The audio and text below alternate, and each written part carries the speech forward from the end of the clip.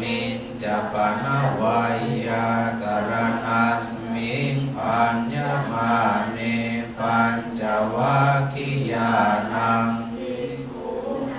อนุปาทายะอาสเวหิจิตตานิวิมุตติสุติเห็นไหมอาสเวหิจิตตานิวิมุตติสุเป็นตัวสรุปเลยตัวสรุปตรงนี้หมายความว่ายังไงจิตทั้งหลายจิตทั้งหลายที่โคนำของเราภิกษุเหล่านั้นก็คือพระภิกษุปัญจวัคคีย์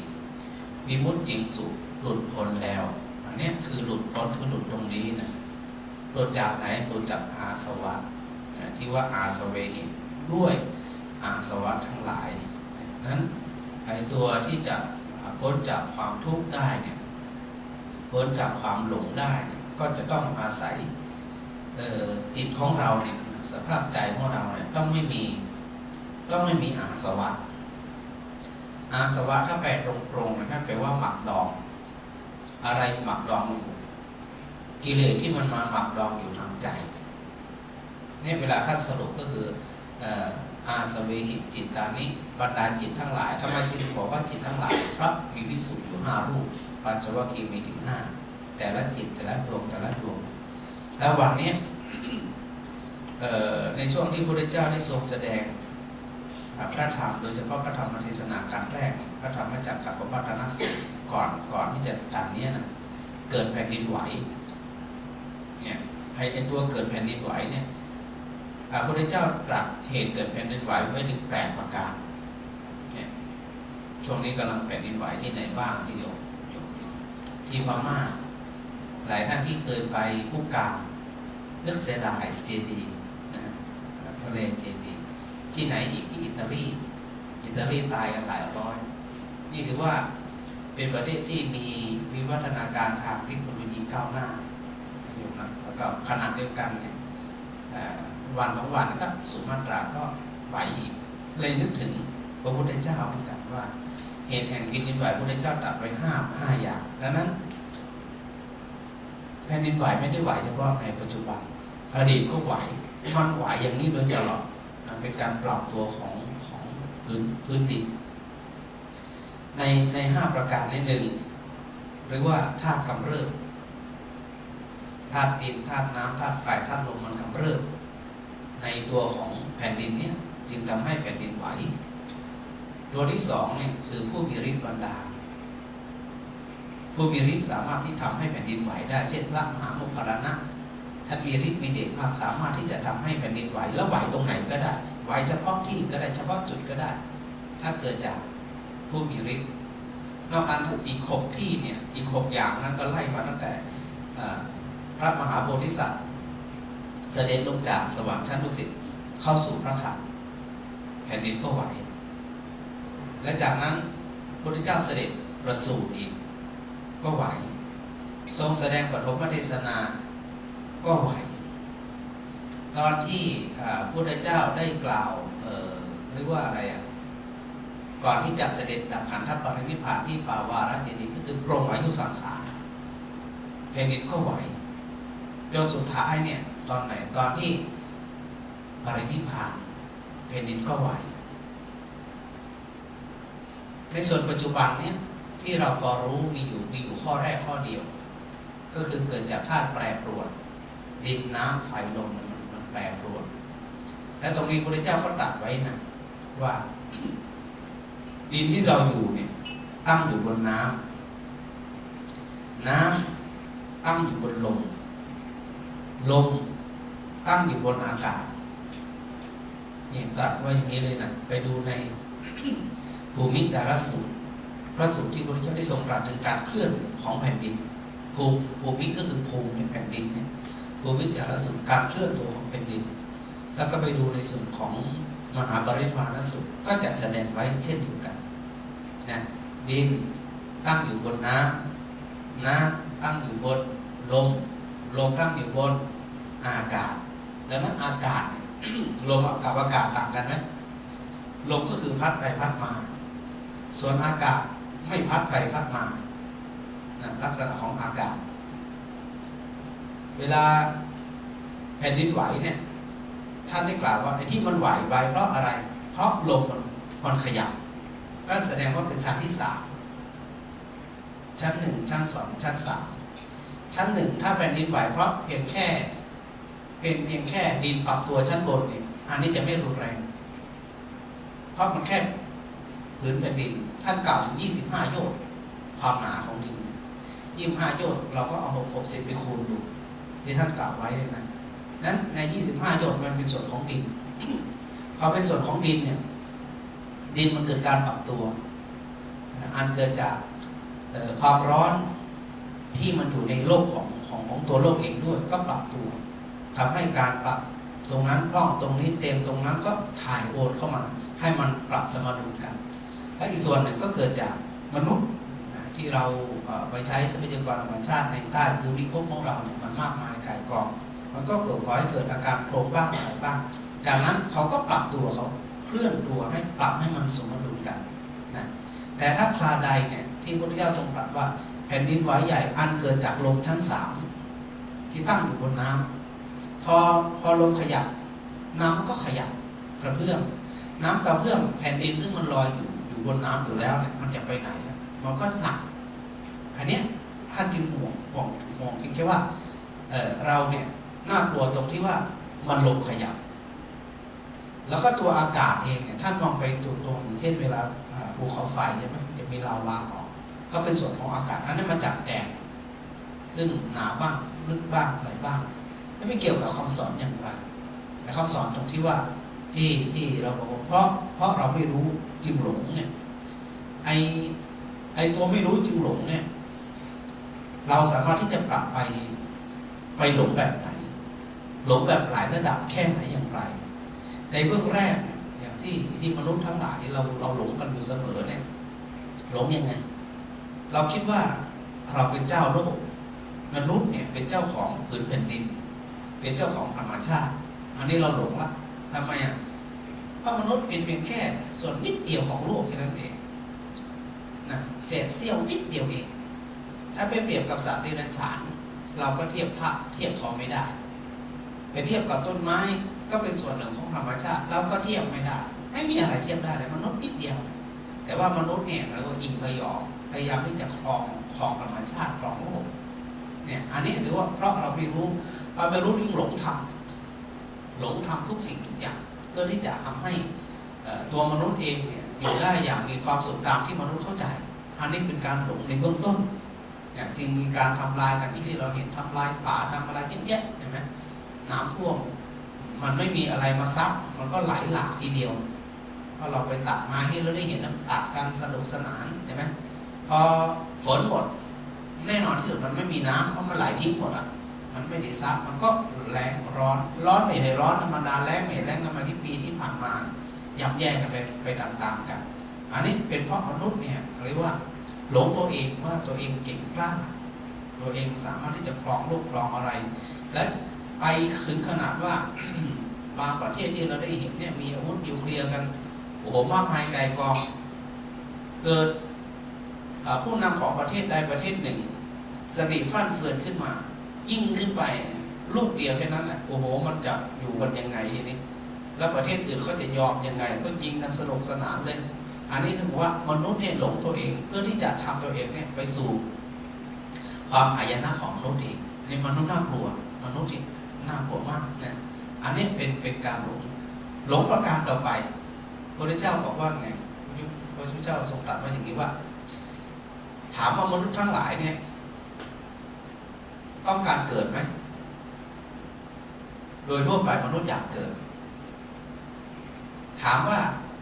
มนุษย์อยากแก่ไหมไม่อยากแก่อยากเจ็บไข้ได้ป่วยไหมไม่อยากตายไหมไม่อยากณขณะที่พวกเราทั้งหลายไม่อยากแต่เรากำลังทำความไม่อยากนั้นให้เป็นความอยากเราไม่อยากแก่แต่สิ่งที่เรากำลังทำมันเป็นการเร่งให้เราแก่เร็วขึ้นใจไม่อยากแก่แต่พฤติกรรมการกระทำแก่มากขึ้นเร็วขึ้นบีบคั้นทุกวิถีทาง ใครอยากเจ็บใครได้ป่วยไม่อยากเจ็บพระพุทธเจ้าได้สรุปในธรรมที่เราได้สวดมนต์ไปเมื่อกี้เนี่ยว่าหากรูปร่างกายของเราเป็นของเราจริงเธอบังคับได้ไหมบังคับไม่ให้ป่วยได้ไหมไม่ได้ไม่ให้เจ็บได้ไหมไม่ได้ในเมื่อเธอบังคับไม่ได้เธอจะบอกว่าเป็นของเธอได้ไงเป็นมีตัวมีตนเป็นของเธอได้ไงเป็นของเราได้ไงเป็นอัตตาได้ไงเป็นไหมไม่เป็นถ้ามันเป็นเธอก็บังคับไม่ได้พอเธอบังคับไม่ได้เธอจะไปยึดมั่นว่าเป็นของเธอได้อะไม่ได้ไม่ให้ป่วยไม่ให้ไข้ไม่ให้เป็นโน่นเป็นนี่ไม่ได้มันสุดวิสัยพ้นวิสัยของเธออันนี้เป็นช่วงแรกของบทสวดบทนี้ในช่วงที่สามในช่วงที่สองพระองค์ก็ทรงตรัสรูปเวทนาสัญญาสังขารวิญญาณทั้งห้าประการเนี้ยถามว่ามันจีรังยั่งยืนไหมหมายถึงว่ามันแปรเปลี่ยนไหมแปรเปลี่ยนสิ่งใดก็ตามถ้ามันแปรเปลี่ยนมันปรวนแปรวิปริณะก็คือวิปริตก็คือการแปรเปลี่ยนพอมันแปรเปลี่ยนไปเนี่ยการที่เธอจะไปยึดถือว่าเป็นรูปเราเวทนาเราสัญญาเราสังขารเราวิญญาณของเราเนี่ยมันจะเป็นทุกข์หรือเป็นสุขทุกขังวาสุขังวาอนุขมักสุขังวาเป็นทุกข์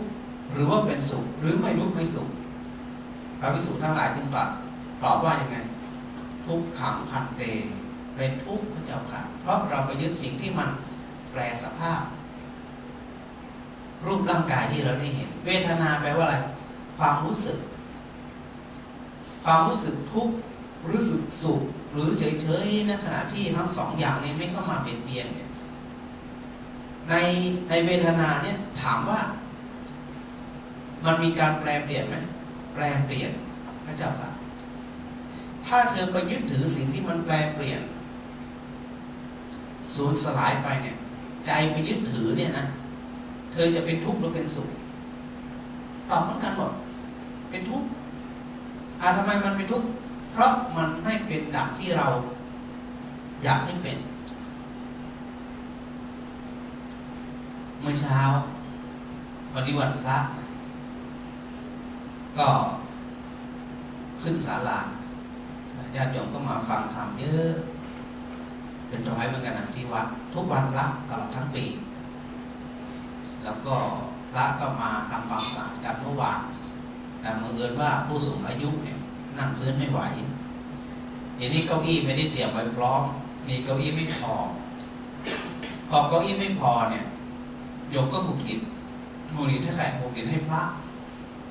ว่าทำไมพระไม่ได้จัดเตรียมไว้แล้วก็บังเอิญช่วงเช้าพระอาจารย์ขึ้นเทศน์พอดีพระอาจารย์ก็บอกโยมอย่างนี้ว่าโยมหงุดหงิดได้นะบางท่านนี่เดินกลับบ้านเลยว่าพระไม่ได้ดูแลพระอาจารย์ก็บอกว่าอย่างนี้ว่าวัดก็ตามศาลาก็ตามเก้าอี้ก็ตามเนี่ยเป็นของพระไหมไม่ใช่เป็นของโยมไหมไม่ใช่เมื่อวานพระก็ทำเหนื่อยเลยนะทำความสะอาดศาลาใหญ่พอควรนะแต่โยมมองหมดกินอย่างเงี้ยไม่ถูกตรงไหนไม่ถูกตรงที่ว่าเมื่อเรารู้ว่าเก้าอี้เนี่ยมันอยู่ข้างล่างทำไมโยมไม่ช่วยกันพากันเอาขึ้นมาข้างบนศาลาโยมจะมาหงุดหงิดโยมไม่ถูกจนที่สุดพอใจโยมหงุดหงิดแล้วเนี่ยสิ่งที่มันเป็นผลเสียกับโยมคืออะไรระหว่างเก้าอี้หนึ่งตัวกับความหงุดหงิดไม่รู้จะหงุดหงิดไปกี่วันมันแลกกันคุ้มไหมไม่คุ้มเลยเก้าอี้ตัวเดียวเป็นเก้าอี้พลาสติกที่จะต้องมานั่งแต่ว่าใจหงุดหงิดนะโยมบางคนเนี่ยกับฟัดกับเฟียดลงศาลาเลยนะเมื่อเช้าให้อาจารย์เห็นโอ้ก็เลยให้สติโยมว่าโยมฟังเทศมานานมากเนี่ยแต่มันไม่เข้าใจมันไม่เข้าไปสู่กมลสันดานโยมได้เลยคือโยมไม่สามารถเข้าใจความจริงได้เลยเก้าอี้ตัวเดียวแต่จำให้ใจเป็นทุกข์กับแต่พระอาจารย์ไม่ทุกข์อยู่แล้วเพราะพระอาจารย์ไม่นั่งเก้าอี้อยู่แล้วใช่ไหมพระอาจารย์ก็บอกเนี่ยโยมฟังเทศมานานมากเนี่ยเพราะเห็นหน้ากันอยู่ทุกวันพระแต่เพียงแค่ว่าเก้าอี้ตัวเดียวเนี่ยทำให้ใจเป็นทุกข์ขนาดนี้เลยเหรอ โยมฟังกันเงียบกันทั้งศาลาเมื่อเช้าเพราะว่าผู้สูงอายุเราก็เข้าใจนะ70-80ก็มีมาฟังเทศเลยนะนั่งคืนไม่ไหวแน่นอนเราก็เข้าใจเก้าอี้ก็เตรียมไว้ตั้ง10 กว่าเกือบ20 ตัวแต่มันไม่พอผู้สูงอายุมีมากกว่าโยมที่มีกำลังหน่อยเขาก็วิ่งไปเอามาแป๊บเดียวเก้าอี้เหลือฮะแต่ว่าโยมหมดอิ่มไปแล้วเก้าอี้มันยังไม่มาแต่โยมหมดอิ่มไปหมดแล้วโยมที่ไม่มีเก้าอี้นั่งเคยได้นั่งแต่ไม่ได้นั่งอาจารย์ก็มองโอ้ใจเนี่ยพยายามให้สติโยมเสมอว่านึกถึงคำสอนของพระเจ้าที่ว่ามันเป็นความทุกข์ทุกข์เพราะอะไรวิปโยโคทุกโขทุกข์เพราะพลัดพรากเราอยากได้อยากนั่งแต่ไม่ได้นั่งทุกข์ไหมทุกข์กินใจมากเลยมันเหลือบไปมองคนอื่นเขาได้นั่งอาจารย์ก็เลยนึกอยู่ในใจถ้าไม่มีสักเก้าอี้เลยมันจะทุกข์ไหมเขาก็ไม่ได้นั่งเราก็ไม่ได้นั่งมองหาใครก็ไม่ได้นั่งมันไม่มีการเปรียบเทียบอาจจะไม่ทุกข์ก็ได้นะแต่พอเหลือบไปแวบคนนั้นมีคนนี้มีทำไมฉันไม่มีเนี่ยที่บอกว่าเราจะไม่หลุดพ้น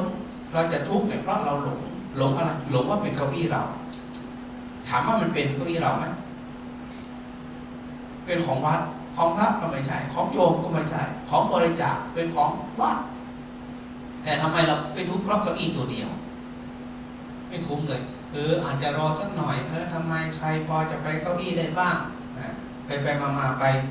บุญเกียรติให้พระอีกทำไมพระไม่เตรียมไม่พร้อมไม่อะไรโยมมาถึงนี่ละแล้วกัน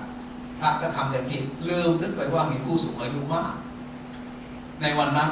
ในวันนี้นะไปถึงวันพักวันนี้เมื่อวานไม่ได้เตรียมปกติบังเอิญว่าศาลาเขาทำใหม่ด้วยเขาปูพื้นใหม่อะไรใหม่ทุกอย่างมันก็ยังไม่ลงตัวแล้วเลยทำให้โยมก็เลยให้สติโยมว่าเนี่ยนะการนั่งฟังเทศทั้งปีทุกวันพระโยมเนี่ยอย่าให้มันปล่อยเลยผ่านไปที่โยมไม่ได้อะไรเลยเห็นพระอาจารย์เห็นแล้วเก้าอี้ตัวเดียวยังไม่สามารถที่จะทำให้โยมใจของโยมนิ่งเฉยได้เนี่ยแสดงว่าโยมไม่ผ่านสอบไม่ผ่านทุกเพราะเก้าอี้เนี่ยไม่ผ่านมันหลงไงเพราะมันถูกหลอกอย่างที่พระอาจารย์ได้น้อมนำที่พระพุทธเจ้าได้ทรงตรัสว่าเธอเนี่ยกำลังทำในสิ่งที่เธอไม่ปรารถนาให้มันกลับมาหาตัวเองเร็วขึ้นอยากตายไหมไม่มีใครอยากตายแต่เธอกำลังทำสิ่งที่จะต้องตายอยู่หลายภพหลายชาติด้วยวิธีไหนเธอกำลังทำเหตุปัจจัยที่ก่อให้เกิดเธอเกิดมาเมื่อไหร่เธอตายเมื่อนั้นเธอไม่อยากตายแต่ทำไมเธออยากเกิดแน่นอนที่สุดในเมื่อเธออยากเกิดแสดงว่าเธอกำลังทำทางที่จะไปสู่ความตายไม่มีเหมือนกับที่เขาพูดอยู่เสมอว่าถามว่าอยากไปสวรรค์ไหมทุกคนอยากหมดอยากไปสวรรค์แต่ไม่อยากตายไม่ตายแล้วมันจะขึ้นสวรรค์ดังที่ว่าเป็นชั้นๆได้ยังไงแต่ไม่อยากตายแต่อยากขึ้นสวรรค์พอมานึกถึงตรงนี้เนี่ยเราทั้งหลายถูกหลอกด้วยตัวของเราเองด้วยจิตของเราเองถูกหลอกอยู่เสมอว่าสิ่งโน้นสิ่งนี้เป็นของเราสิ่งนั้นน่ะเป็นของเราสิ่งนี้เป็นเราว่าไปว่ามาเราทุกข์ทั้งนั้นเลยความรู้สึกเป็นเวทนาทุกข์ละพระพุทธเจ้าก็ตรัสแล้วว่าทุกขังวาสุขังวาทุกขมสุขังมันเป็นทุกข์หรือเป็นสุขอะที่เคยได้นั่งแล้วไม่ได้นั่งแปลเปลี่ยนไหมแปลเปลี่ยนทุกข์พอมันเป็นทุกข์แล้วเธอจะยังจะไปยึดถือไหมถ้าเธอยึดเธอก็ทุกข์ไม่มีใครทุกข์พระก็ไม่ทุกข์คนอื่นที่เขาไม่ได้ใส่ใจเขาก็ไม่ทุกข์มันทุกข์เฉพาะคนที่ไปยึดถือตรงนั้นเนี่ยความรู้สึกเป็นเวทนาตัวสัญญาแปลว่าความจำโดยทั่วไปเนี่ยเราจะไปทุกข์เพราะตัวสัญญานี้มากเราเนี่ยถูกเจ้ากิเลสเนี่ยมันหลอกเอาจึงหลงไอ้ตัวสัญญาเนี่ยแปลว่าความจำเราไปจำสิ่งโน้นจำสิ่งนี้ พอจำหนักเขาก็เอามาวนเวียนกลับมาทำร้ายตัวเราเองอย่างที่บางทีเรานอนไม่หลับเราเครียดเรื่องอะไร เรื่องที่มันผ่านมาทั้งสิ้นเรื่องโน้นเรื่องนี้เก็บมาคิดแล้วคิดอีกคิดแล้วคิดอีกก็มาย้ำมันเป็นสัญญามันเป็นเรื่องที่ผ่านมาทั้งสิ้นเป็นอดีตต่างที่ท่านได้สรุปในช่วงท้ายเนี่ยว่าอดีตารมณ์อดีตที่มันผ่านมาเราเอามาคิดพอเอามาคิดเสร็จมันเป็นสัญญาจำว่าคำนี้เป็นคำด่าการกระทำอย่างนี้ทำให้ใจเป็นทุกข์ก็ไปจำอยู่นั่นแหละทั้งที่มันจบหรือยังจบไปแล้วเรื่องราวสิ่งทั้งหลายเหล่านั้นมันจบไปไม่รู้ไหนตัวไหนแล้วแต่เราไปรื้อฟื้นไปหยิบมาใช้อีก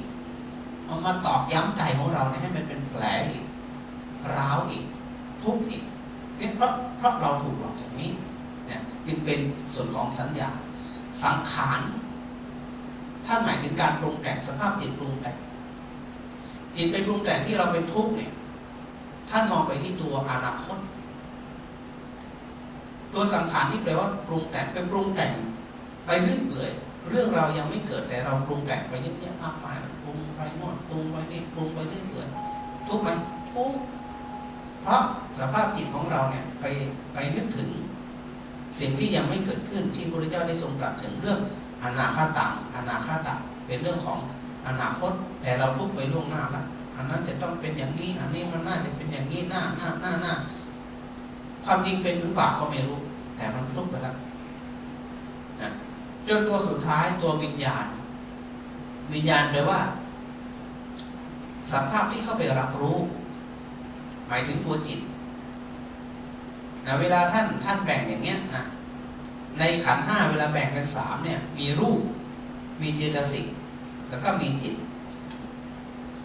รูปเจตสิกแล้วก็จิต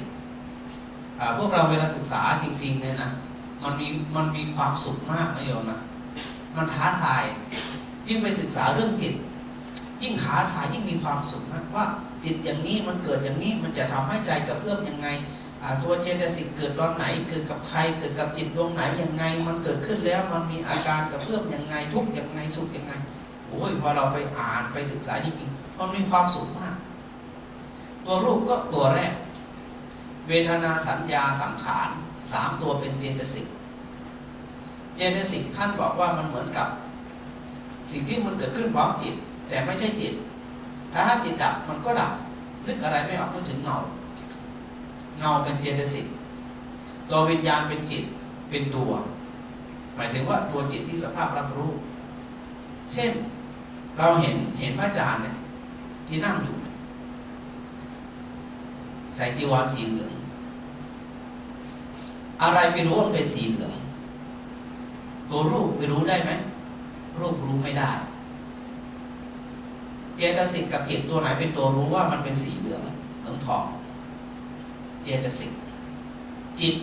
หน้าที่จิตมีอย่างเดียวรู้ว่าอันนี้เป็นผ้าแต่จิตไม่สามารถรับรู้ได้ว่าสีอะไรจิตไม่สามารถแยกสีแยกกลิ่นแยกรสได้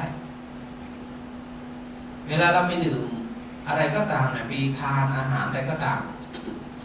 รสเค็มรสเปรี้ยวรสจืดรสอะไรจิตจะไม่รับรู้ตรงนี้มันรับรู้เพียงแค่ว่ามีอะไรมากระทบแต่หวานเผ็ดเค็มเปรี้ยวสีโน่นสีนี่เป็นเรื่องของเจตสิกที่จะเข้าไปรู้ที่จะเข้าไปเข้าใจพอเราเข้าไปศึกษาอย่างนี้ชัดเนี่ยเราก็จึงสามารถที่จะมองเห็นว่าสิ่งใดก็ตามที่มันเกิดขึ้นมากระทบมันมากระทบตรงไหนมากระทบที่รูปก่อนเห็นไหมเวลารูปมากระทบรูปที่เราได้เห็นมากระทบตาเนี่ยมันก็เป็นรูปก่อนเกิดจักษุวิญญาณก็คือรับรู้ทางตาอันนั้นแหละจึงเป็นตัวจิตที่เข้าไปรับรู้ทันทีทันใดก่อนเกิดตัวอะไรก่อนเกิดตัวผัสสะก็คือตัวสัมผัสระหว่างรูปกับตาเสียงกับหูมาสัมผัสกันแต่ถ้าเกิดตัวใดตัวหนึ่งไม่ทำงาน ก็จะไม่ทุกข์เพราะสิ่งนั้นเพราะมันไม่ก่อให้เกิดการผัสสะหรือสัมผัสกันอย่างที่พระอาจารย์ได้บอกอยู่เสมอว่าคนตาบอดแต่กำหนดจะไม่ทุกข์เพราะตาไม่ทุกข์เลยทำไมไม่ทุกข์เพราะไม่เคยเห็น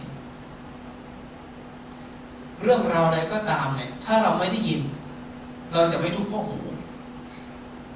ท่านที่บอกว่าบางครั้งไม่ได้ยินก็ดีนะบางเรื่อง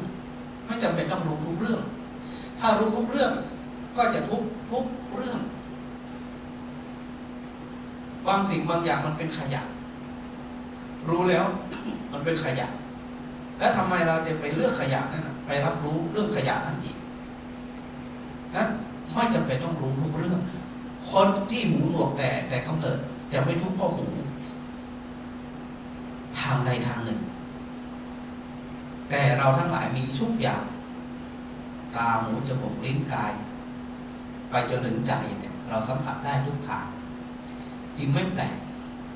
กับคนที่ถูกหลอกมันจึงหลง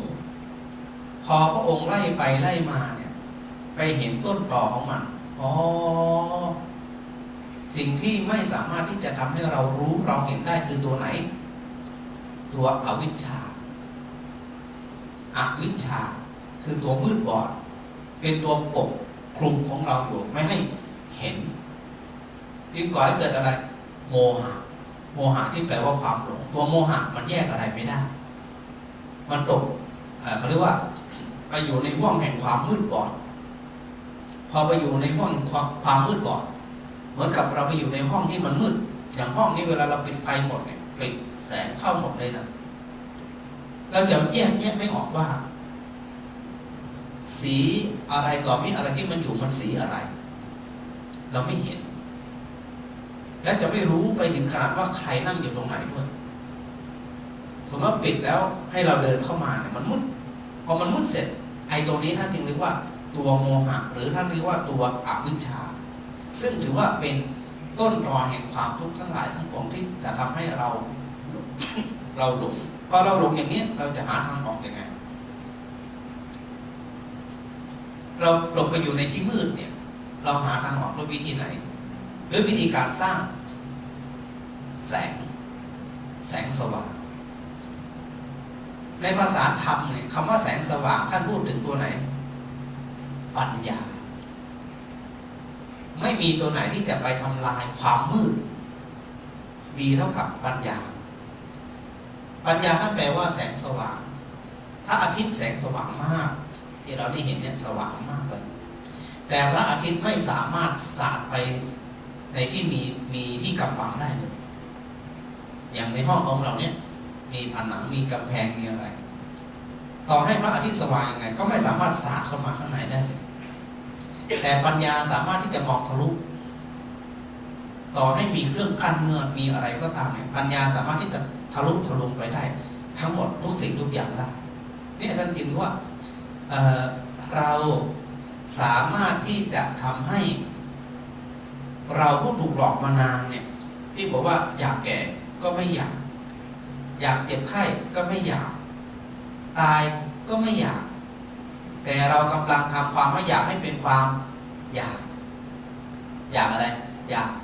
เกิดที่ว่าแล้วจะปรับตรงนี้ปรับยังไงก็มาสู่บทที่เราสวดที่พระอาจารย์ได้ทิ้งท้ายสรุปให้เราทั้งหลายว่ามีทางเดียวคือตัดตัวหมักดองในใจอยู่หมักหมมในใจอยู่ก็ตัวอาสวะแล้วก็ไล่อีกตัวอาสวะที่พระเจ้าได้ตรัสถึงให้มีอะไรมองไปที่ตัวตัณหาไม่มีตัวไหนนะที่จะเป็นตัวทำให้ใจเนี่ยหมักหมมเน่าเหม็นเท่ากับตัวตัณหาคือตัวที่ก่อให้เกิดความทุกข์มี3ตัวมีอะไรบ้างกามตัณหาภวตัณหาวิภวตัณหาเนี่ย3ตัวเนี่ยว่าเราจะสามารถที่จะไปดึงออกเนี่ยด้วยวิธีไหนบ้างดึงออกในมาสิที่พระอาจารย์ได้ยกไปเมื่อกี้นะมีเรื่องเล่าเรื่องที่ท่านกล่าวไว้ที่เชิงเขาคิชิกุไปอินเดียแล้วจะมองเห็นภาพท่านพระลักขณะ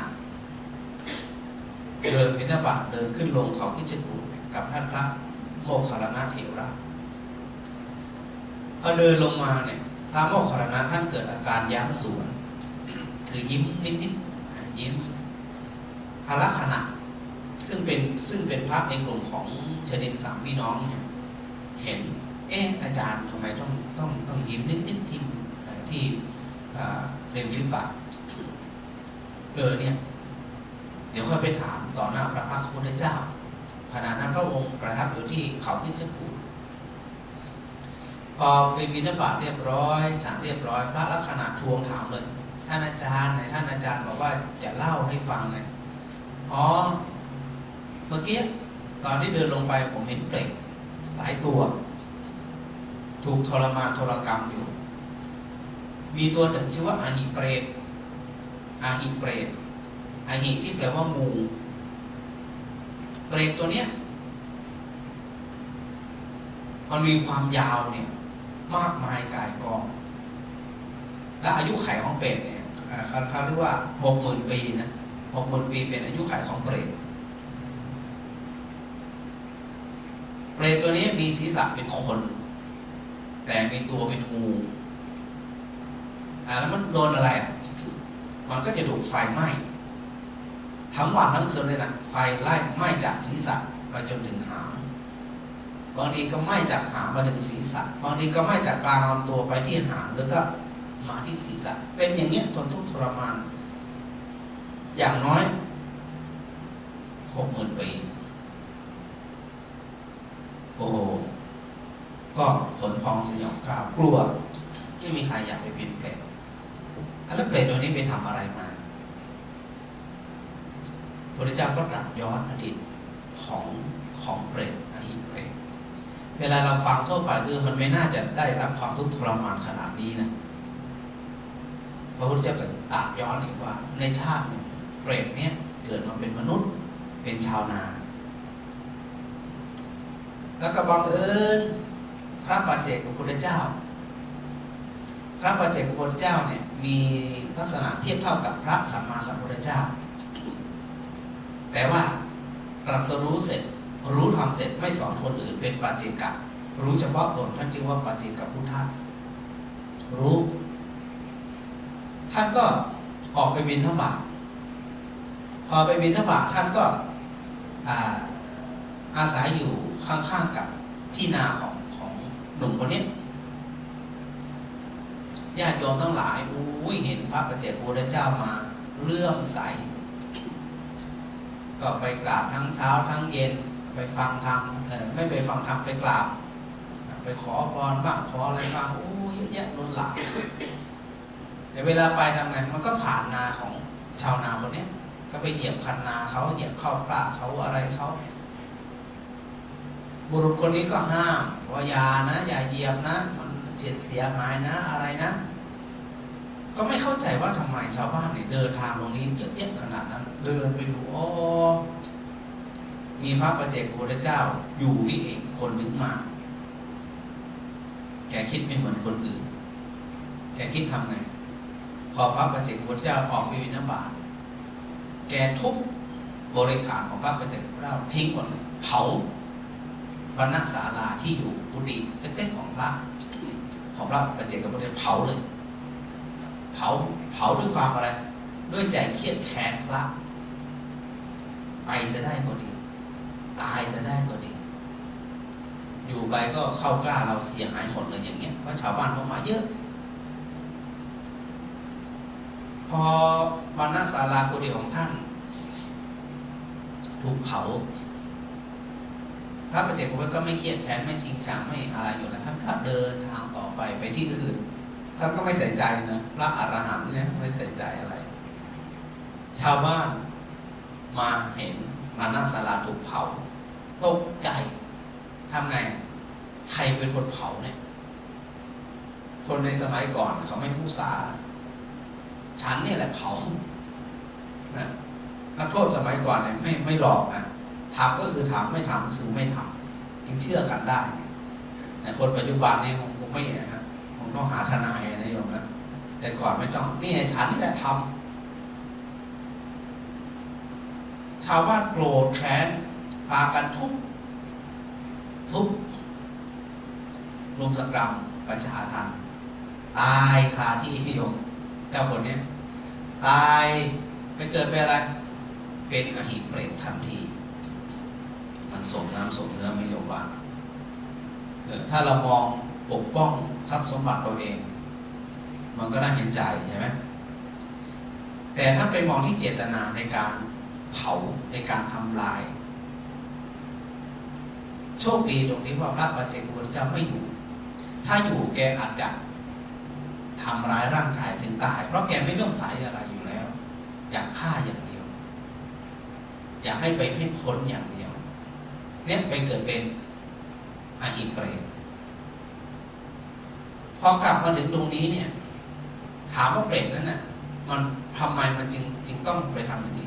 เพราะถูกอะไรก็ครอบงำตัวอวิชชาเข้าไปครอบงำแยกแยะไม่ได้ว่าอะไรควรทำอะไรไม่ควรทำส่วนกรรมของชาวบ้านที่ไปตีเขาจนตายมันก็สืบต่ออีก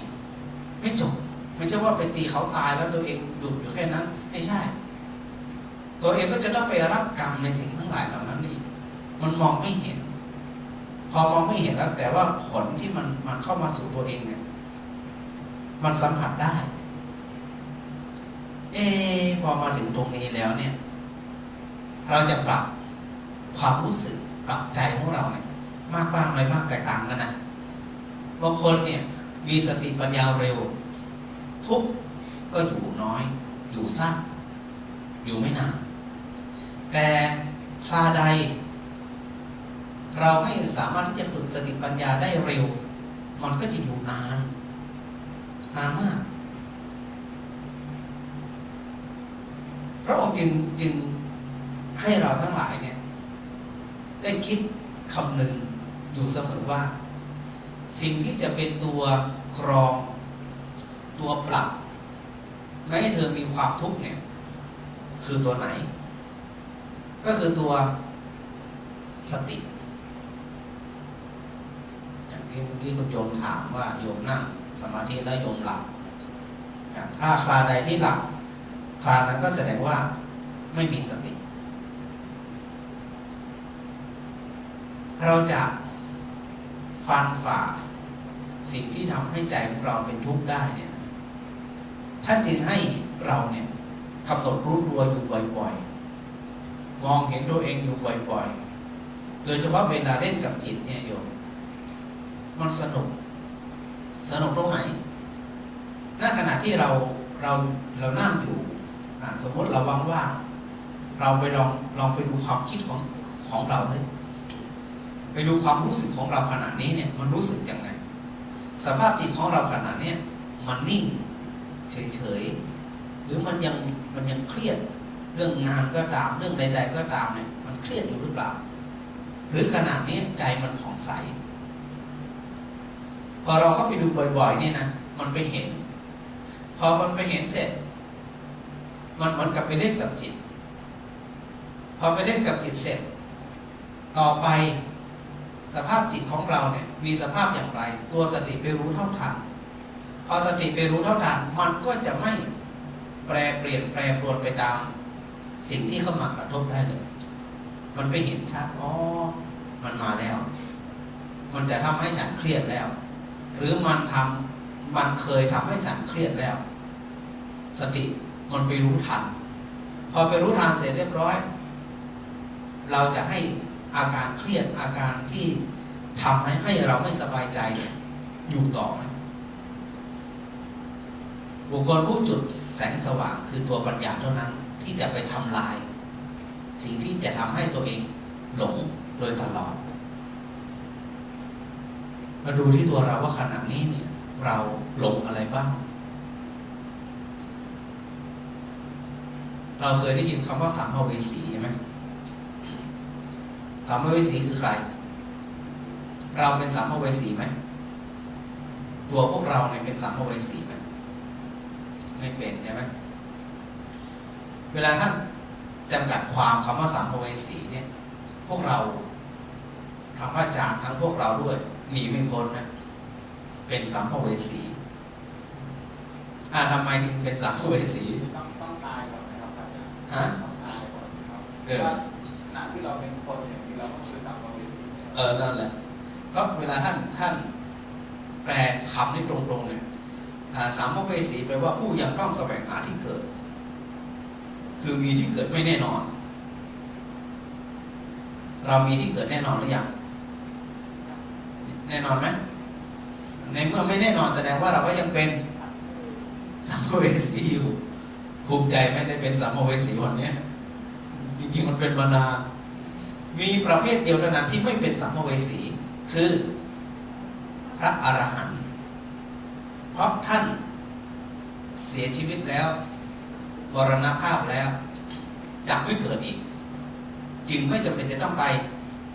แสวงหาที่เกิดอีกเราไม่แน่นอนอย่าว่าแต่อะไรจะเลือกเกิดได้เลยจะมีโอกาสเกิดเป็นอะไรเนี่ยเราเลือกได้ไหมพวกเราเลือกได้ไหมได้ไหมได้พระเจ้าเนี่ยเลือกไปเกิดที่ลุมพินียังเลือกได้เลยเลือกพระนางมหาประชาบดีเป็นแม่ยังเลือกได้เลยนางมหาประชาบดีเลือกที่จะเกิดเป็นแม่ของพระโพธิสัตว์เจ้าชายเสด็จยังเลือกได้เลยในพระเจ้าบอกเราเลือกทุกข์ได้ไหมเลือกที่จะเป็นทุกข์ได้ไหมได้เลือกที่จะเป็นสุขได้ไหมได้เลือกที่จะไม่มีกินเลยได้ไหมก็ไม่ต้องทำอะไรมันไม่มีกินแน่ๆเลือกได้ไหมได้เลือกที่จะอยู่อย่างมีความสุขมีเงินมีทองใช้จ่ายพอสมควรได้ไหมได้ขยันทำการทำงานขยันทำขยันเก็บขยันใช้ให้มันเหมาะสมได้ไหมได้เลือกได้มาอย่างเงี้ยเลือกได้โอ้เมื่อเราเลือกได้อย่างนี้แล้วสบายใช่ไหมชาตินี้เลือกเกิดเลือกอยู่แบบไหนตามสบายตามสบายเอาแบบตัดแบบไหนตัดแบบโชคทันทีทันใดเลยก็ได้หรือแบบประคองถนอมมันหน่อยก็ได้ขึ้นอยู่กับว่าเราจะเลือกอย่างที่บอกว่าทำไมเราจึงถูกหลอกที่เรียกว่าเราหลงด้วยตลอดเพราะอะไรเพราะเราไม่รู้ความจริงเราจึงถูกหลอกอยู่ร่ำไปอะไรเป็นตัวหลอกตัวกิเลสเป็นตัวหลอกบ่อยๆอันนี้ใครมีมากมีน้อยไม่รู้แต่ละคนไม่รู้แล้วเมื่อไม่อยากแก่ไม่อยากเจ็บไม่อยากตายจะต้องไปสู่อะไรไม่ให้เกิดเท่านั้นถึงจะไม่แก่ไม่เจ็บแล้วก็ไม่ตายและวิธีใดที่จะทำไม่ให้เกิดทำอะไรเจริญสติเป็นหนทางเพื่อที่จะไปสู่ความหลุดพ้นเมื่อไหร่แสดงว่าเราจะต้องเกิดไหมไม่เกิดเมื่อไหร่นั่นแหละถึงจะไม่แก่ไม่เจ็บและไม่ตายถามว่าที่เราเป็นอยู่ทุกวันนี้ไม่ว่าเราจะอยู่ศาสนาภาพไหนก็ตามล้วนแต่มีความทุกข์ทั้งสิ้นทุกข์มันบีบคั้นทั้งหมดที่พระเจ้าตรัสมาเกิดเป็นทุกข์แก่เป็นทุกข์เจ็บเป็นทุกข์ตายเป็นทุกข์อยากได้แล้วไม่ได้ก็เป็นทุกข์ได้ในสิ่งที่ไม่อยากได้ก็เป็นทุกข์พลาดพลาดเป็นทุกข์ไหมเป็นทุกข์ทุกข์จากการพลาดพลาดถ้าจะไม่ให้ทุกข์จากการพลาดพลาดจะต้องทำไงต้องไม่เจอเมื่อไหร่พลาดพลาดเมื่อนั้นทุกข์มันมาโดยโอ้โหมองไปมองมามันไม่มีอะไรที่จะอยากเกิดต่อพระพุทธเจ้าทรงชี้ให้เห็นอย่างนี้แล้วมีวิธีการยังไงต่อวิธีการที่เราจะทำต่อก็คือไปตัดต้นตอแห่งการเกิดเท่านั้นอย่างเราโมโหเนี่ยทำยังไงถึงจะไม่ให้โมโหก็ต้องไปตัดต้นตอแห่งความโมโหออกมันถึงจะตัดได้เขามองไปอีกต้นตอแห่งความโมโหที่เราโมโหบ่อยๆขัดใจบ่อยๆเคืองใจบ่อยๆคืออะไรไปที่ความอยากตัวเดียวดูเหมือนง่ายนะตัวเดียวนี่นะตัวเดียวแปลง่ายแปลว่าความอยากแต่พอแยกมาหมด มี108,000 ประการอยากทุกสิ่งทุกอย่างอยากอะไรอยากให้ลูกได้ดีดีไหมอยากให้ลูกได้ดีดีแต่เป็นความอยากไหมเป็นความอยากมีโอกาสทุกข์ไหมทุกข์แน่ๆเพราะมันขึ้นต้นด้วยความอยากปรารถนาดีแท้ๆนะโยมนะแต่เขาไม่เป็นตามที่เราปรารถนาเราทุกข์ไหมทุกข์คนที่เราไม่ชอบคนที่เราเกลียดอยากให้อยู่ห่างๆอยากให้หนีไปไกลๆทุกข์ไหมทุกข์เพราะมันเริ่มต้นด้วยความอยากอะไรอยากห่างอยากหายอยากหนีบางทีมันหนีไม่พ้นเนี่ยทำไมหนีไม่พ้นเพราะยังอยู่ด้วยกันอยู่เขาก็ไม่ตายเราก็ไม่ตายเผลอๆไปเจอกันอีกชาติต่อไปอีกโยมอยากเจอไหมโยมคนที่เราเกลียดอยากเจอไหมแล้วโยมจะต้องเจอไหมแน่ๆโยมเจอแน่ๆคนที่โยมเกลียดมากเท่าไหร่มีโอกาสเจอกันมากเมื่อนั้นเท่านั้นดังนั้นโยมจะเกลียดต่อไหมต้องเฉยๆนะดูเหมือนว่ามันเป็นเรื่องง่ายจังพอเขารู้มันเป็นเรื่องของจิตไปเกี่ยวก่อนแค่เรียกว่าสภาพจิตปฏิสนธิจิตกับจุติจิตจิตขณะจิตที่ตายเคลื่อนแล้วก็ไปสู่จิตดวงใหม่ที่เรียกปฏิสนธิจิตจิตที่มันกำลังเคลื่อนที่มันตายขณะที่คนตายเนี่ยมันส่งต่อมันเกลียดจิตมันฝังอยู่กับความเกลียดกับคนนี้พอมันไปเกิดต่อมันสลัดไม่ได้สลัดกับบุคคลนี้ไม่ได้จิตมันก็ไปส่งต่อเป็นปฏิสนธิจิตเกิดพอปฏิสนธิจิตมันเกิดแม้เขาไม่อยากมาหาเราเพราะเขาไม่รู้ตัวก็มีนะคนที่เราเกลียดเขาเนี่ยแต่ใจของเราเนี่ยจะไปหาเขาทำไมรู้ได้ไงก็มันเกลียดมันมันจึงนึกถึงแต่มันเห็นไหม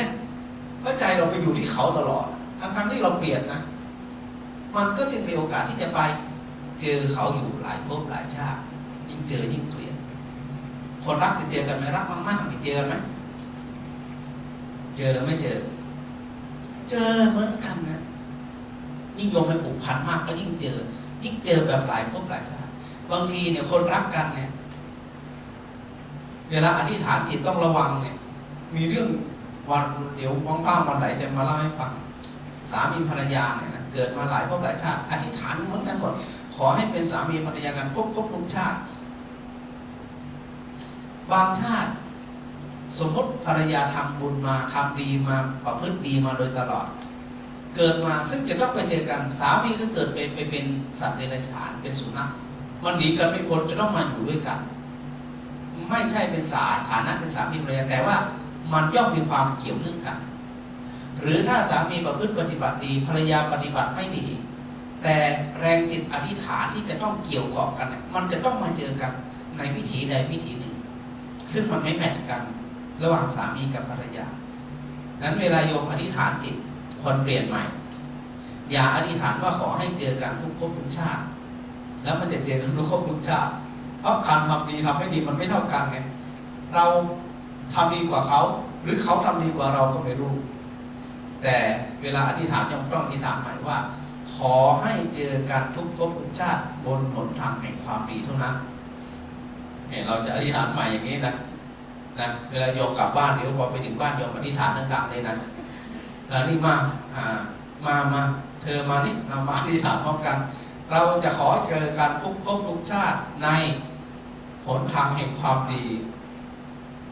ไม่ได้ยุให้โยมแตกแยกมากเลยนะฮะอันนี้เพราะว่าพฤติกรรมใจของเราเนี่ยไม่เหมือนกันพอใจของเราไม่เหมือนกันพฤติกรรมไม่เหมือนกันการทำการมันจึงก่อให้เกิดตัวจิตเนี่ยไปสู่สภาวะที่มันเป็นการเกิดที่พระพุทธเจ้าทรงตรัสว่าเธอเลือกจะเป็นอะไรเธอก็เลือกได้และเลือกขณะนี้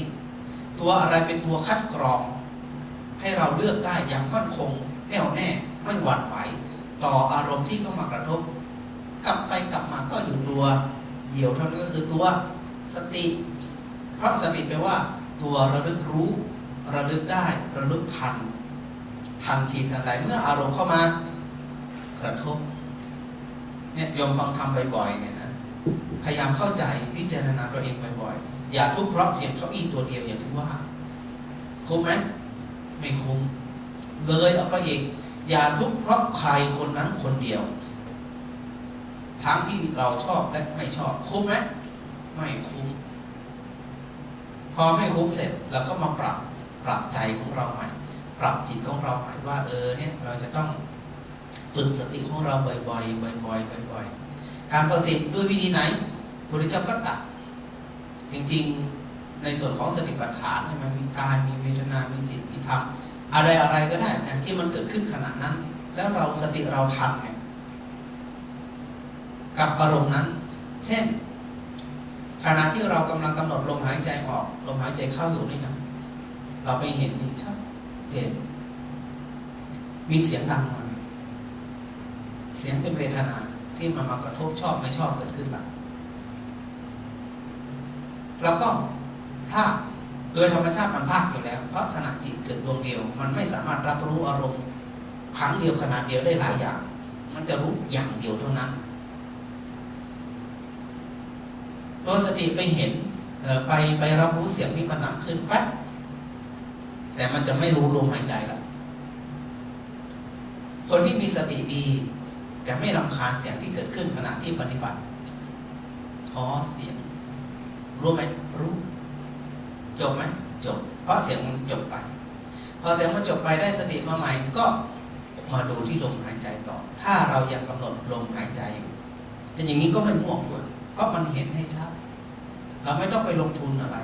เพราะมันอยู่ในร่างกายท่านจึงเป็นจัดอยู่ในส่วนของกายานุปัสสนาสติปัฏฐานเห็นลมหายใจของเราชัดเจนหรือเราไม่ถนัดทำไงเห็นร่างกายของเราขณะที่เรานั่งอยู่เอาเห็นภาพรวมนี่ก็ได้ขณะที่เรานั่งอยู่ขณะนี้นะว่าแล้วก็เริ่มเลยนะเราก็ดีไฟหน่อยก็ได้นะปกติคงไม่ถึงกับต้องดับหมดนะครั้งก่อนดับหมดปุ๊บเลย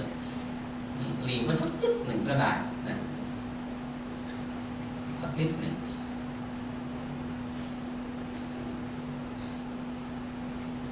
ตัวนี้ด้วยนะฝั่งนี้เปิดฝั่งไว้สักหน่อยก็ได้สะดวกฝั่งนี้ก็ปิดไว้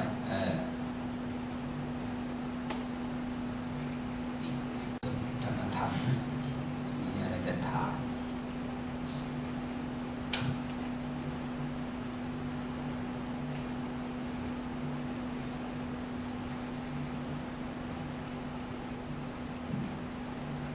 เราจะรู้ได้อย่างไรว่าเราคือโสดาบันเราคือบุคคลธรรมดาเราคือพระอรหันต์ค่ะสามารถที่จะรู้ได้อย่างไรเราจะรู้ได้ก็ต่อเมื่อเราเป็นเท่านั้นถามว่าเราจะรู้ได้อย่างไรว่าใครเป็นปุถุชนเรารู้ไหมเรารู้เพราะเรายังเป็นปุถุชนเหมือนเขาแต่ถ้าเราเป็นปุถุชนอยู่เราจะไม่รู้ว่าใครเป็นพระโสดาบันเป็นพระอรหันต์ไม่รู้เพราะเรายังไม่ได้เป็นสมมตินะพระอาจารย์เป็นจะพยายามอธิบายให้โยมเข้าใจยังไงเนี่ยก็ไม่เข้าใจต้องเสียจากว่าโยมเป็นอ๋อ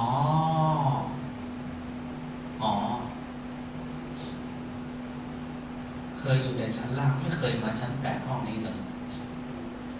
ไม่เคยมาจะให้โยมไปอธิบายให้ตายยังไงเขาก็ไม่เข้าใจว่าในห้องมันมีอะไรมีปุ่มไหนยังไงหลอดไฟอะไรยังไงแล้วไม่เข้าใจละไม่รู้เพราะไม่เคยมาบุคคลผู้นั้นบรรลุถึงชั้นนั้นถึงจะรู้ว่าชั้นนั้นเป็นอย่างไรและใครเป็นอย่างเราขึ้นมาชั้นนี้ใครอยู่ในชั้นนี้เรารู้ว่าใครอยู่ในชั้นนี้แต่ถ้าอยู่ชั้นล่างจะตอบได้ไหมว่าใครอยู่ชั้นนี้ไม่รู้ยิ่งไม่รู้จักกันมาก่อนรอให้บอกชื่อว่าคนนั้นนั่งอยู่ตรงนี้คนนี้มุดตึ๊บเลยไม่รู้เวลาแต่ละรูปแต่ละท่านในบรรลุเป็นแต่ละชั้นท่านก็เอาอะไรมาวัดสังโยชน์10มาวัดสังโยชน์สังโยชนะที่เป็นตัวเป็นเครื่อง ผูกเหนี่ยวจิตของบุคคลเนี่ยมาให้หลุดมีถึง10 ข้อ 10 ประการเช่นพระโสดาบันท่านได้อยู่3 ตัวเลยสักยะทิฏฐิวิจิกิจฉาสีลพัตตปรามาส3 ตัวนี้สักยะทิฏฐิถือตัวถือตนยังเป็นตัวของตัวอยู่ยังยึดมั่นในตัวของตัวอยู่มีที่หลวงพ่อพุทธทาสพูดอยู่เสมอตัวกูของกูถ้ายึดมั่นอยู่อย่างนี้อยู่ไม่มีโอกาสวิจิกิจฉาลังเลสงสัยในพุทธเจ้าสงสัยในคำสอนสงสัยในพระอริยสงฆ์สงสัยในนรกสวรรค์สงสัยในบาปในบุญไม่ได้เป็นพระโสดาบันแน่นอนทำไมมันไม่มุ่งมั่นเพื่อที่จะเข้าไปสู่การปฏิบัติได้อย่างจริงจังเพราะมันสงสัยศีลพัตตปรามาสติดอยู่ในศีลรสไม่ยอมสละต้องทำอย่างนี้เท่านั้นถึงจะถูกอย่างอื่นไม่ถูกถ้ายังคิดอย่างนี้อยู่จิตมันไม่ปล่อยวางมันยึดอยู่หมดโอกาสที่จะไปสู่ความเป็นพระโสดาบันอันนี้เราพูดเพียงแค่ตัวทฤษฎีเท่านั้นแต่ในความเป็นจริงเนี่ยอย่างที่บอกทางพระอาจารย์เองก็ไม่ได้เป็นคนฟังก็ไม่ได้เป็นพูดกับไปจนตายสุดวิสัยที่จะเอามาตีให้กระจ่างว่าใครเป็นนั้นโยมสมศรีอยากรู้ว่าใครเป็นพระโสดาบันต้องทำไงทำตัวเองให้เป็นพระโสดาบันก่อนแล้วเราจะรู้ว่าใครเป็นพระโสดาบันอาจารย์อยากจะรู้ว่าใครเป็นพระอรหันต์อาจารย์ต้องทำไงต้องทำตัวเองให้เป็นพระอรหันต์ก่อนปฏิบัติอย่างเข้มข้นมากนะตัดสังโยชน์ทั้ง10 ข้อได้นี่จบแล้วรู้นั้นเราจะไม่รู้ว่าพระเกจิอาจารย์โน่นนี่นั่นบางทีครูบาอาจารย์ยังไม่รู้เรื่องเลยแต่ลูกศิษย์เป็นโปรโมทว่าเป็นอรหันต์แล้วบางทีครูบาอาจารย์ก็จะเป็นตามลูกศิษย์ก็จะเสียอะไรเสียบริวารบางทีก็เลยดำเลยก็มีแต่ก็ไม่ได้คิดคัดตัวเองว่าเป็นชั้นนั้นชั้นนี้อรหันต์อย่างนั้นอย่างนี้ไม่พระครูบาอาจารย์นั้นก็ต้องระวังท่านได้เป็นหรือไม่ได้เป็นก็ไม่รู้อันนี้ท่านบอกว่าเสี่ยงพระพุทธเจ้าจึงตรัสว่าไงถ้าเธอจะไปรู้ทำไมว่าใครเป็นพระองค์ตรัสว่าทำไมไม่ถามตัวเองว่าเมื่อไหร่เธอจะได้เป็นเนี่ยพระพุทธเจ้าจะมองย้อนพระทุกครั้งไปหรือเวลาคนไปถามพระพุทธเจ้าว่าอยากรู้มากเลยนะโลกมันมีกี่จักรวาลอื่นมีมนุษย์ไหมแต่โลกของเราเนี่ยมันใครคนแรกพระเจ้าตรัสว่าไงต่อให้บอกเธอก็ไม่เป็นประโยชน์กับเธอเพราะอะไรชีวิตของเธอมันสั้นเกินกว่าที่จะไปรู้ทุกสิ่งทุกอย่างเสียเวลานะพระเจ้าจะตรัสอย่างนี้นะขณะนี้เนี่ยลูกศรที่แทงใจของเธออยู่เรื่องอะไรเธอจะเอาศรนั้นออกจากใจความทุกข์นั้นออกจากใจของเธอก่อนเดี๋ยวพวกเรามีสิทธิสงสัยอย่างโยมสมณศรีถามว่าทำยังไงเราก็อยากรู้ใช่ไหมเราก็อยากรู้แต่ถามว่าจะรู้ได้ไหมไม่ได้อยู่ดีแต่ถ้าทฤษฎีเรามาคุยกันเนี่ยท่านกล่าวว่าอย่างนี้คุยกันได้กรรมเหมือนกันนะเรื่องกรรมเนี่ยทำให้คนยิงคำเป็นอย่างนี้ทำให้คนยิงอย่างนี้พูดให้ตายก็ไม่ได้เพราะตัวกรรมละเอียดมากมันแยกแยะมากเราจึงไม่สามารถที่มาตีแผ่ได้นอกจากพระสัมมาสัมพุทธเจ้าเท่านั้นที่จะแยกแยะได้แต่เรามืดตึ๊บเหมือนกันว่าใครไปทำอะไรไว้หน้าตาเป็นอย่างนี้ผิวพรรณเป็นอย่างนี้นิสัยเป็นอย่างนี้บอกได้ไหมไปทำอะไรไว้ละเอียดไม่ได้แต่พระสัมมาสัมพุทธเจ้ารู้เนี่ยจึงง่ายไงเวลาพระพุทธเจ้าแสดงธรรมเนี่ยแสดงโป๊ะเข้าใจทันทีเพราะอะไรเพราะรู้สภาพจิตของคนฟัง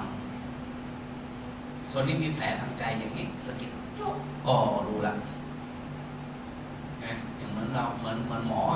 ใครเป็นยังไงทุกแผลอยู่ในมือเนี่ยนึกถึงพระอาจารย์ตัวพระอาจารย์เองสมัยเป็นเด็กนะเกือบตายนะพระอาจารย์นี่เกือบตายจริงๆนะหมอว่าเอามาช้าอีกเพียงแค่ครึ่งชั่วโมงไม่เหลือละสมัยเป็นเด็กก็ มีลักษณะเหมือนกับเป็นลมบ้าหมูดิ้นน้ำลายก็ฟูมปากเป็นเดือนนะก็อาศัยหมออะไรเขาเรียกว่าหมอเถื่อนหมอชาวบ้านก็หาว่าพระอาจารย์เป็นบ้าหมูอยู่อย่างนั้น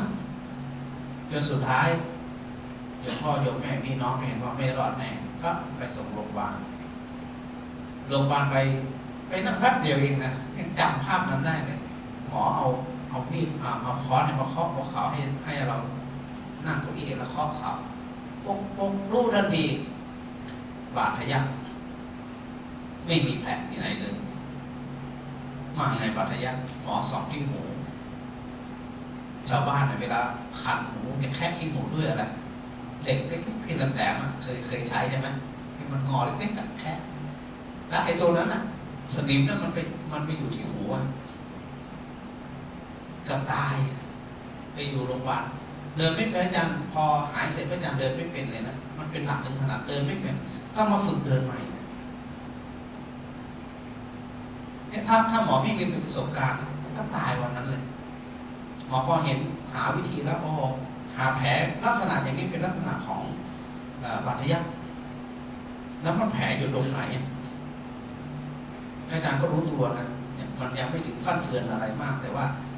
เราเดินแทบเป็นคนพิการคือมันกินไปไม่รู้เท่าไหร่แล้วพอหมอก็สอนเห็นปุ๊บอยู่ถ้าจำไม่ผิดน่าจะครึ่งเดือนนะไปอยู่โรงพยาบาลเนี่ยเขาเรียกว่าพอหมอเก่งนึกถึงพระพุทธเจ้าเก่งเห็นแผล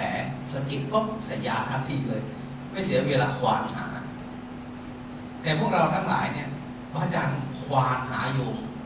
ว่าโยมมีแผลยังใจยังไงควานยังไงก็ไม่รู้ว่าใครมีแบ็คกราวด์อย่างไรชีวิตไม่รู้แต่พระเจ้าเดี๋ยวรู้แล้วคนนี้จึงให้ยาได้ตรงเหมาะเป่งเลยมันง่ายดังนั้นไม่รู้แน่นอนถ้าจะรู้ก็จะต้องถามตัวเองให้เป็นก่อนพยายามฝึกตัวเองให้เป็นแล้วจะเป็นได้ไหมในชาตินี้คิดว่าเป็นได้ไหม3 ข้อเองสัพยะทิฏฐิวิจิกิจฉาสีลพัตตปรมาสไม่มากแค่3 ตัวแต่อาศัยอาตาปิสติมาสัมปชัญโนอย่างเข้มข้นความเพียรพยายามอย่างเข้มข้นฝึกสติอย่างเข้มข้นรู้ตัวเองเร็วอย่างเข้มข้นถึงจะผ่านได้อะไรนะพระโสดาบัน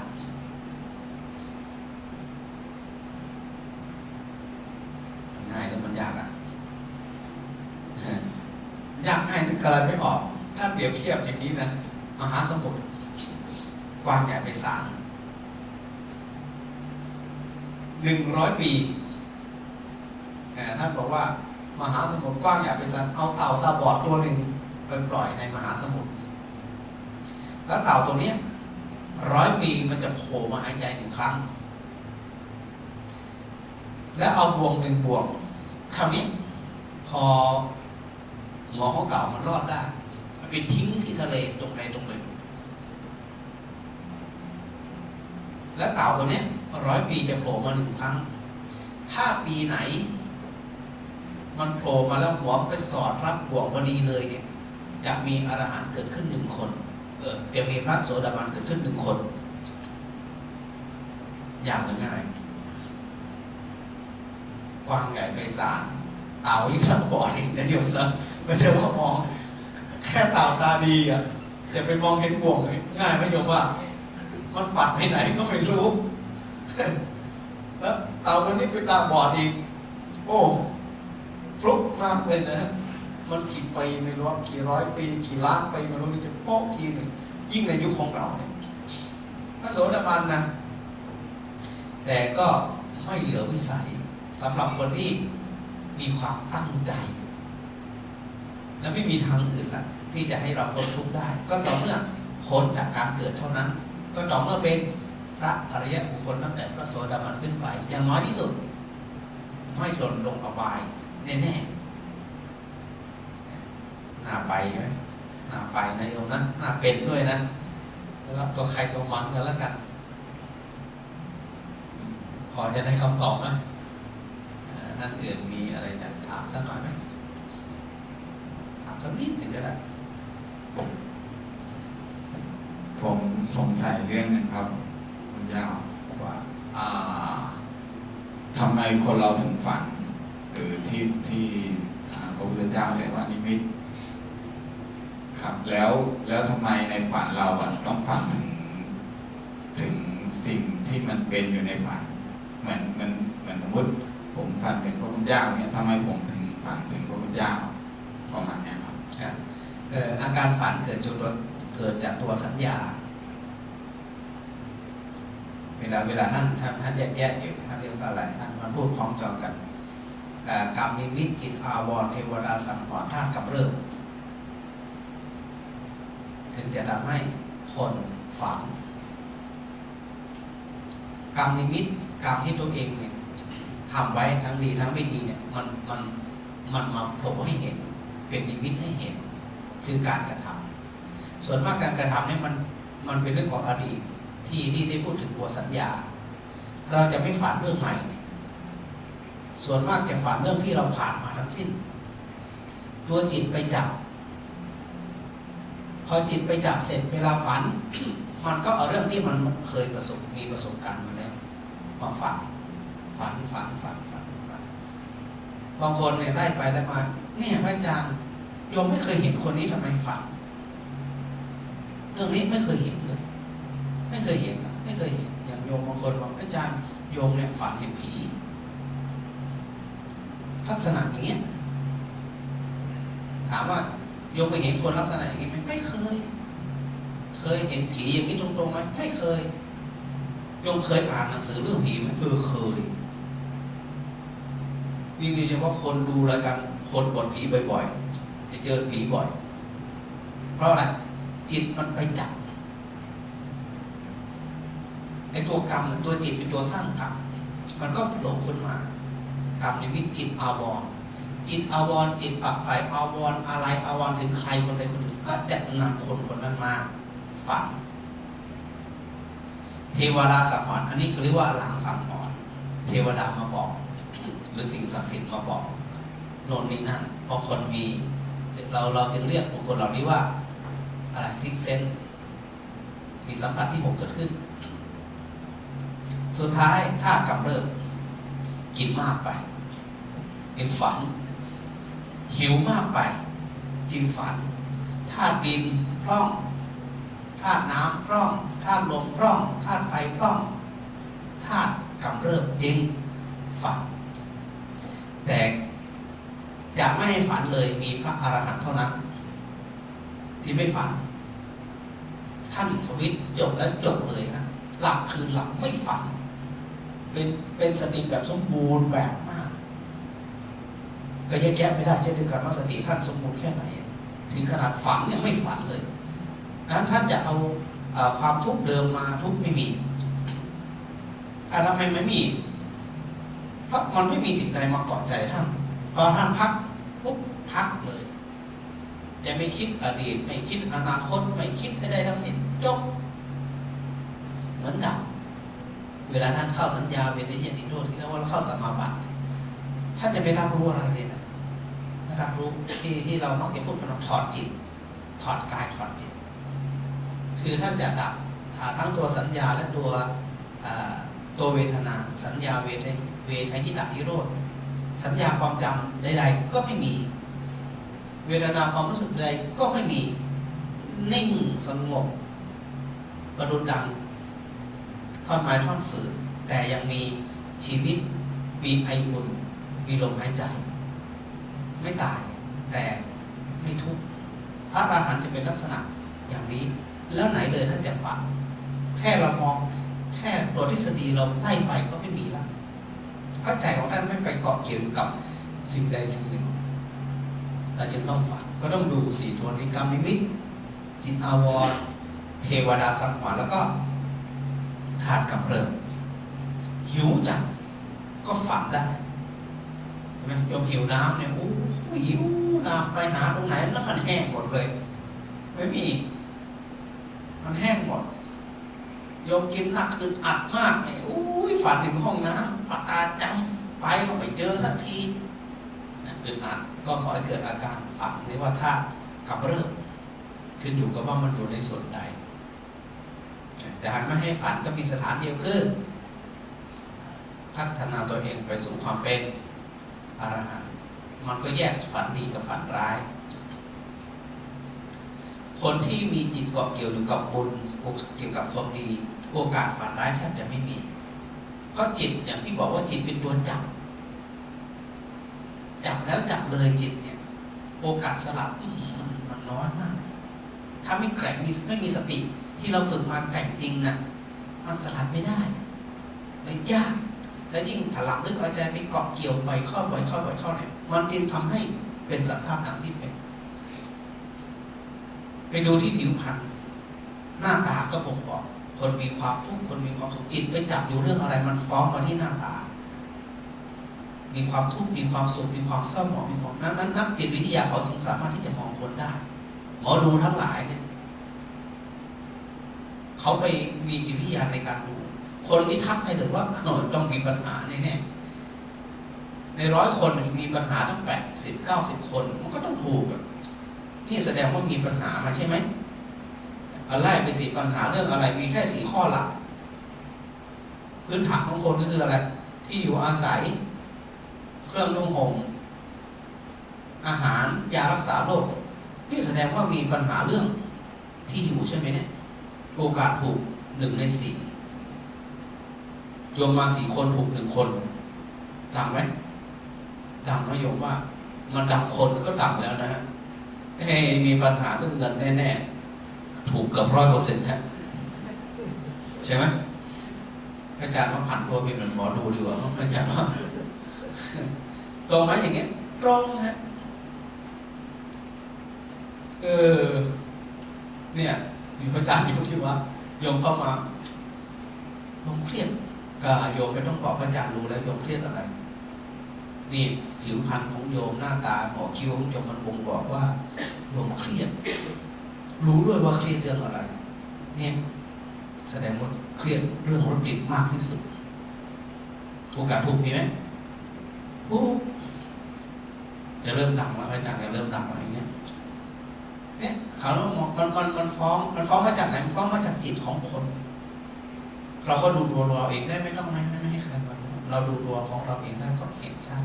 เราอยากจะมีสุขภาพกายแข็งแรงเราก็ทำยังไงที่มีสุขภาพกายแข็งแรงนั้นพยายามทำจิตของเราไปสะสมกับความดีแบบคำว่าบุญเนี่ยบุญก็คือความดีความดีเยอะๆไปที่เราทำการงานที่เราตั้งใจทำก็เป็นความดีสิ่งใดก็ตามถ้าเป็นความดีอันนั้นเรากำลังสะสมบุญเพิ่มแต้มแห่งบุญเขาไปสู่จิตให้จิตมันจับความดีบ่อยๆไหนเลยมันจะฝันร้ายเลยเวลามาโยมมาก็ขอโมทนานะขอโมทนาโยมสุภชัยโยมสมศรีเป็นประธานแล้วก็พวกเราทุกท่านที่ตั้งใจมาฟังธรรมแล้วก็ร่วมกันประพฤติปฏิบัติธรรมขอโมทนาบุญด้วยอำนาจแห่งการประพฤติปฏิบัติธรรมของพวกเราทั้งหลายขอให้เราทั้งหลายนั้นมีกำลังแห่งสติปัญญาสามารถที่จะฝ่าปัญหาและอุปสรรคทั้งหลายทั้งปวงและมีกำลังแห่งสติปัญญาอย่างกล้าแกร่งในการที่จะไปเข้าใจในสภาพธรรมมีสติปัญญากล้าแกร่งในการที่จะเข้าไปบรรลุธรรมในอริยสัจธรรมขององค์สมเด็จพระสัมมาสัมพุทธเจ้าเพื่อการไปสู่ความพ้นทุกข์พ้นความโศก